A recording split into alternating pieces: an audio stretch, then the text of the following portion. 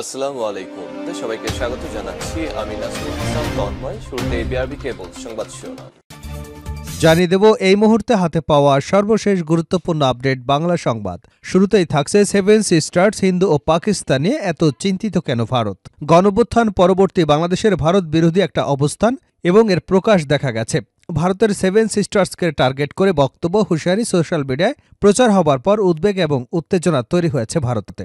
এদিকে ভারতীয় গণমাধ্যম এবং সামাজিক যোগাযোগ মাধ্যমে সংখ্যালঘু ও হিন্দুদের উপর হামলা এবং অত্যাচারের নানা রকম অপতথ্য গুজব ব্যাপকভাবে প্রচার হতে দেখা গেছে। এবারে জানাবো, বর্তমান সরকার ব্যর্থ হলে বড় বিদ্রোহ হবে জ্বালানি উপদেষ্টা। যদি অন্তর্বর্তী সরকার ব্যর্থ হয় তাহলে অনেক বড় বিদ্রোহ হবে বলে জানিয়েছেন বিদ্যুৎ ও জ্বালানি উপদেষ্টা মোহাম্মদ ফাউজুল কবির খান। জানাবো, আওয়ামী দূষিত লোকদের প্রশাসন থেকে বিতাড়িত করা সরকারের দায়িত্ব।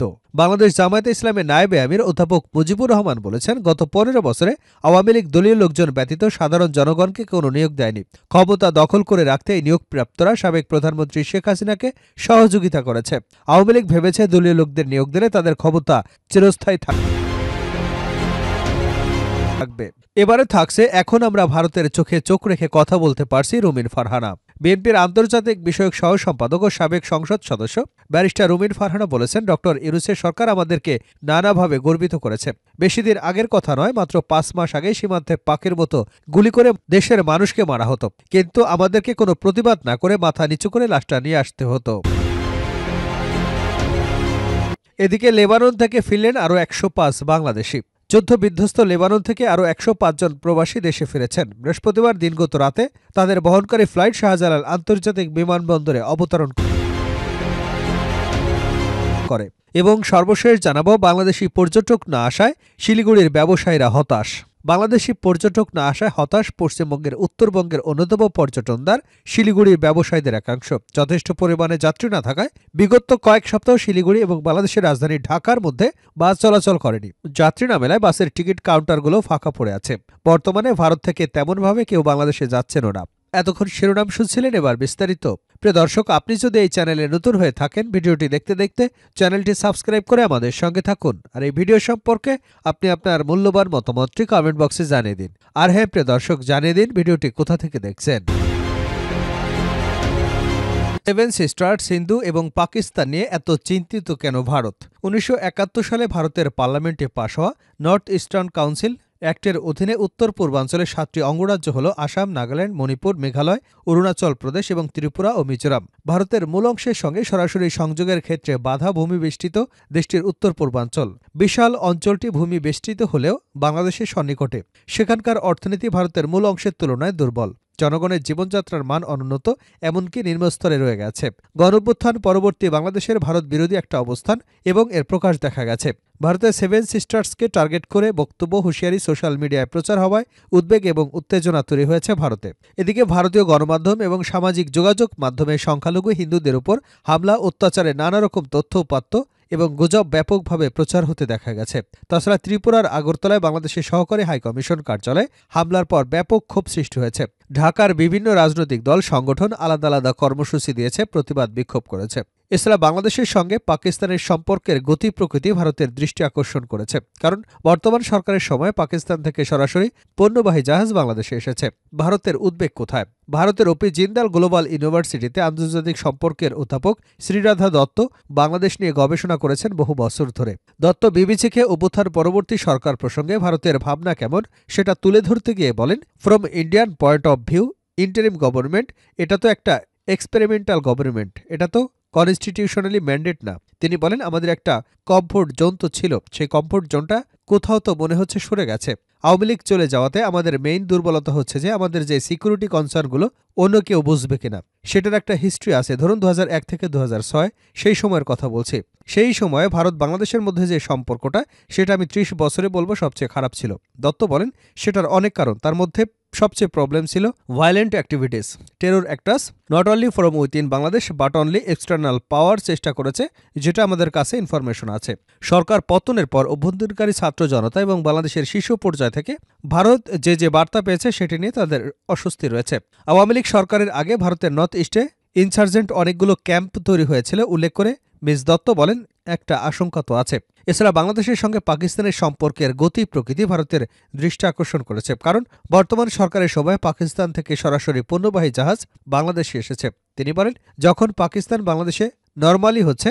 এছাড়া বাংলাদেশের সঙ্গে পাকিস্তানের সম্পর্কের গতি প্রকৃতি ভারতের দৃষ্টি আকর্ষণ করেছে, কারণ বর্তমান সরকারের সময় পাকিস্তান থেকে সরাসরি পণ্যবাহী জাহাজ বাংলাদেশে এসেছে। তিনি বলেন, যখন পাকিস্তান আবার বাংলাদেশে নরমালসি হচ্ছে, তার মানে আবার চেষ্টা করবে কে কি করে অ্যান্টি ইন্ডিয়া কিছু অ্যাক্টিভিটিস করা যায় থ্রু বাংলাদেশ, সেরকম একটা আশঙ্কা। তারপর কোথাও একটা রিপোর্ট এসেছিল যে সার্টেন একটা অ্যামিউনিশন কেনার কথা পাকিস্তান থেকে, সেটা একটা আশঙ্কার জায়গা তৈরি হয়েছিল। তারপর আমরা দেখলাম যেটা ১০০ বছরে হয়নি, জিনার জন্মদিন সেলিব্রেট করেছে। পাকিস্তানের সঙ্গে বাংলাদেশের সম্পর্ক নিয়ে ভারতীয় গণমাধ্যম এবং সামাজিক যোগাযোগ মাধ্যমে ভিত্তিহীন তথ্য, নানান রকম গুজব ছড়াতে দেখা গেছে। বাংলাদেশের অভ্যুত্থানের পর থেকে ভারতীয় গণমাধ্যমে এবং সামাজিক যোগাযোগ মাধ্যমে সংখ্যালঘু হিন্দুদের উপর হামলা এবং অত্যাচারে নানা রকম তথ্য উপাত্ত গুজব ব্যাপকভাবে প্রচার হতে দেখা গেছে। শ্রীরাধা দত্ত বলেন, রাইট মেসেজ এই সিগন্যালই পাচ্ছি না যে ওখানে সবকিছু আন্ডার কন্ট্রোল, মানে কোথাও কেন যেন মনে হচ্ছে গভর্নমেন্ট ম্যানেজ করতে পারছে না। একই সঙ্গে কেউ যদি একটা বিবৃতি দেয় বা ভায়োলেন্সগুলো দেখানো হচ্ছে যে সেগুলো ঠিক না। আজকাল যেটা হয়েছে প্রবলেম, সোশ্যাল মিডিয়াতে তো বন্যা বয়ে যাচ্ছে চারিদিকে। তো দেশের মধ্যে সম্পর্কে টানাপোড়েন নিয়ে শ্রীরাধা দত্ত বলেন, ধর্ম নিয়ে যেটা চলছে সেটা খুবই স্পর্শকাতর। বর্তমান সরকার ব্যর্থ হলে বড় বিদ্রোহ হবে, জ্বালানি উপদেষ্টা।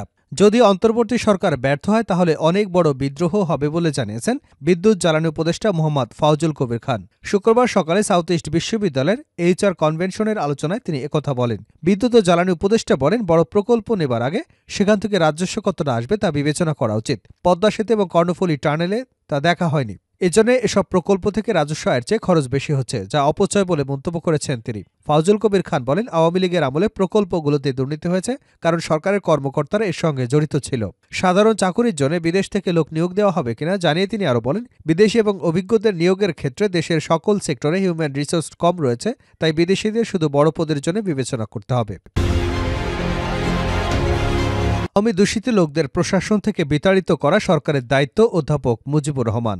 বাংলাদেশ জামায়াতে ইসলামী নায়েবে আমির অধ্যাপক মুজিবুর রহমান বলেছেন, গত ১৫ বছরে আওয়ামী লীগ দলীয় লোকজন ব্যতীত সাধারণ জনগণকে কোনো নিয়োগ দেয়নি। ক্ষমতা দখল করে রাখতে এই নিয়োগপ্রাপ্তরা সাবেক প্রধানমন্ত্রী শেখ হাসিনাকে সহযোগিতা করেছে।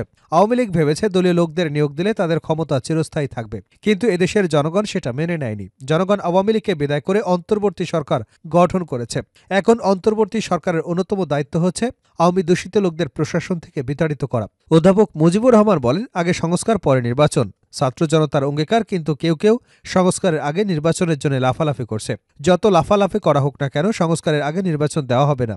ছাত্র জনতা ক্ষমতার পরিবর্তনের জন্য জীবন এবং রক্ত দেয়নি। ছাত্র জনতা রাষ্ট্রের প্রয়োজনীয় সংস্কার করে একটি গ্রহণযোগ্য নির্বাচনের জন্য জনগণের সরকার গঠন করতে জীবন এবং রক্ত দিয়েছে। তাই সংস্কার ব্যতীত নির্বাচন দিলে ছাত্র জনতার প্রত্যাশা পূরণ হবে না। এখন আমরা ভারতের চোখে চোখ রেখে কথা বলতে পারছি রুমিন। বিএনপির আন্তর্জাতিক বিষয়ক সহ সম্পাদক ও সাবেক সংসদ সদস্য ব্যারিস্টার রুমিন ফারহানা বলেছেন, ডক্টর ইউনূসের সরকার আমাদেরকে নানাভাবে গর্বিত করেছে।